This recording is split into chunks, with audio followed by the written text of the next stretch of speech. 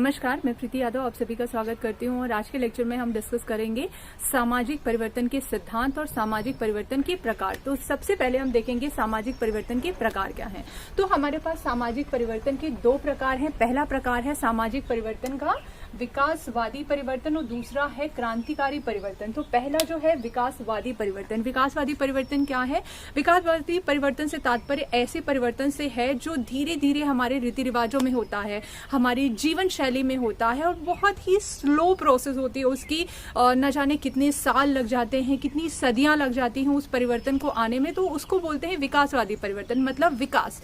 जैसे बोलते हैं ना कि हमारा धीरे धीरे विकास हो रहा है, हमारी पहले की सभ्यता क्या थी और आज हम क्या हैं।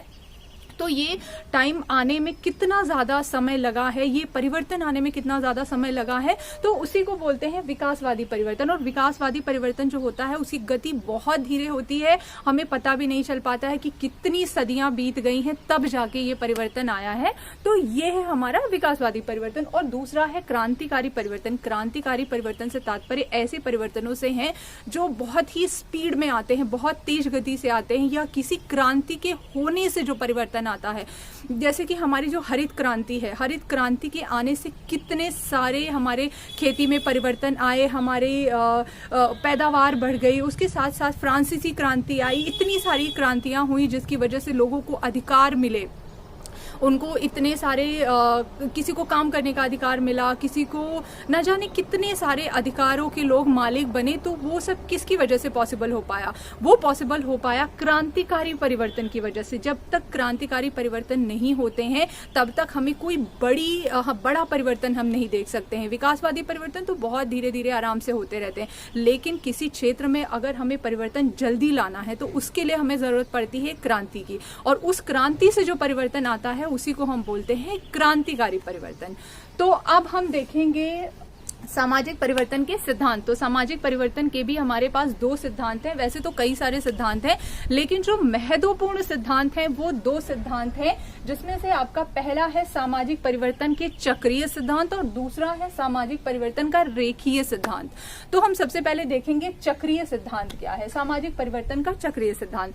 तो सामाजिक परिवर्तन का चक्रीय सिद्धांत, चक्रीय, चक्र से समझते हैं ना कि मतलब गोल, कि परिवर्तन का जो दिशा है, परिवर्तन की जो दिशा है वो चक्कर में चलेगी, यहाँ से यहाँ, यहाँ से यहाँ, यहाँ से यहाँ, यहाँ से यहाँ, फिर वो ऐसे चलती रहेगी चक्कर चक्कर करके।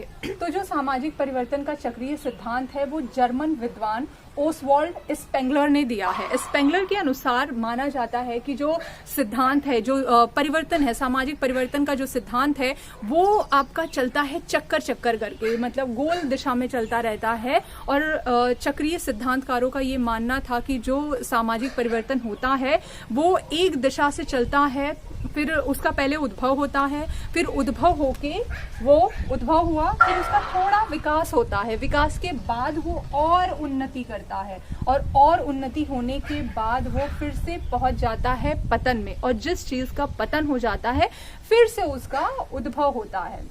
तो इनका क्या मानना है, जैसे दिन के बाद रात आती है, रात के बाद दिन आता है, ये गोल गोल चक्कर चलता रहता है, उसी अनुसार इनका मानना है कि जो सामाजिक परिवर्तन है वो भी ऐसे ही चक्कर की दशा में चलता रहता है। तो इन्होंने क्या बोला है, हम जहां से प्रारंभ होते हैं वहीं से घूम फिरकर हम वहीं पहुंचते हैं। हमने जहां प्रारंभ किया था हम घूम फिरकर वहीं पहुंचते हैं। जैसे प्रकृति में ऋतुएं हैं वो चक्कर खाके एक के बाद एक के बाद एक के बाद आती जाती हैं, वैसे ही आपका जो सामाजिक परिवर्तन है वो भी चक्कर की दिशा में चलता रहता है। फिर अपनी बात को सिद्ध करने के लिए स्पेंगलर ने कहा है कि मतलब विश्व की इतनी महान सभ्यताएं जो हैं उनका जब उद्भव हुआ, फिर उनका विकास हुआ, फिर वो एक उन्नति की चरम सीमा पर पहुंच गए।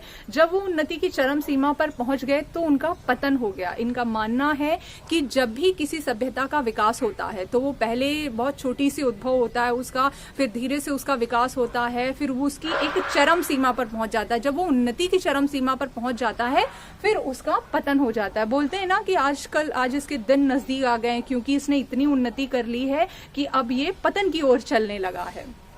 तो यही उन्होंने अपनी बात सिद्ध करने के लिए 8 सभ्यताएं दी, अरब की, मिस्र की, माया की, रूसी की और अमेजियन सभ्यता को इन्होंने बताया कि सारी सभ्यताओं का अंत ऐसे ही हुआ है, पहले उद्भव हुआ, फिर उसका विकास हुआ, फिर वो अपनी उन्नति की चरम सीमा पर पहुंची, फिर उसका पतन हो गया।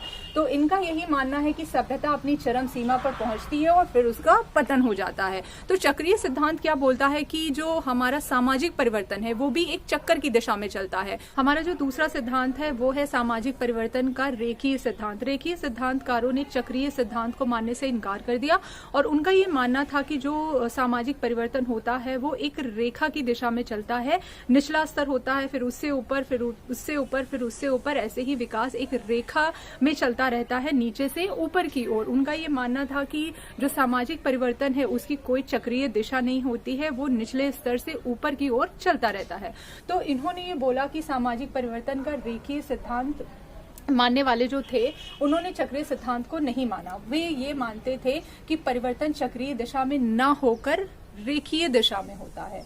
परिवर्तन सदैव एक सीधी रेखा में नीचे से ऊपर की ओर विभिन्न स्तरों में चलता रहता है। मतलब उसके स्तर विभिन्न हो सकते हैं लेकिन वो एक सीधी दिशा में चलता है और उसकी जो दिशा होती है वो नीचे से ऊपर की ओर होती है।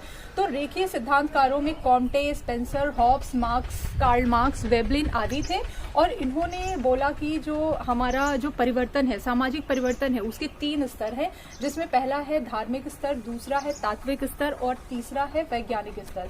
तो जो धार्मिक स्तर है वो है प्रथम अवस्था, फिर जो तात्विक स्तर है वो है द्वितीय अवस्था और जो वैज्ञानिक स्तर है वो है तृतीय अवस्था। तो जो हमारा सामाजिक परिवर्तन हुआ है, हमारा जो विकास हुआ है, तो जैसा कि हम जानते हैं कि जब सभ्यता का प्रारंभ हुआ था तो हम हमें हर चीज़ों के लिए धर्म पर डिपेंड थे। जो चीज़ धार्मिक रूप से सही बताई गई थी लोग उसको करते थे। फिर धीरे धीरे जब थोड़ा सा विकास हुआ तो हमने तत्वों के बारे में जाना, हमारी थोड़ी सी प्रोग्रेस हुई, हमने मेटल्स के बारे में जाना, हमारा थोड़ा सा विकास हुआ और हमने नए नए इन्वेंशन, छोटे छोटे से इन्वेंशन करना शुरू किया। तो वो हमारी दूसरी अवस्था थी। और अब जो प्रेजेंट अवस्था है वो तृतीय अवस्था है, वैज्ञानिक अवस्था है। हम हर चीज का पहले कारण और परिणाम देखते हैं कि अगर किसी चीज का कोई परिणाम निकला है तो वो क्यों निकला है, उसके पीछे कारण क्या है। तो हम हर चीज का इंटरप्रिटेशन करने लगे, हर चीज का हम तर्क ढूंढने लगे कि अगर कोई चीज हुई है तो क्यों हुई है और कैसे हुई है और दोनों के बीच में कनेक्शन क्या है। तो यही 3 स्तर हैं और इनका यही मानना है रेखीय सिद्धांतकारों का कि जो परिवर्तन है वो एक रेखा में चलता है, वो चक्रीय दिशा में नहीं चलता है, उसका पतन नहीं होता है, वो ऐसे ही सीधे चलता रहता है नीचे से ऊपर की ओर, जैसे हमने पुराने से लेकर अभी तक विकास किया है। तो आज के लेक्चर में बस इतना ही। मिलते हैं नेक्स्ट लेक्चर में, तब तक के लिए धन्यवाद।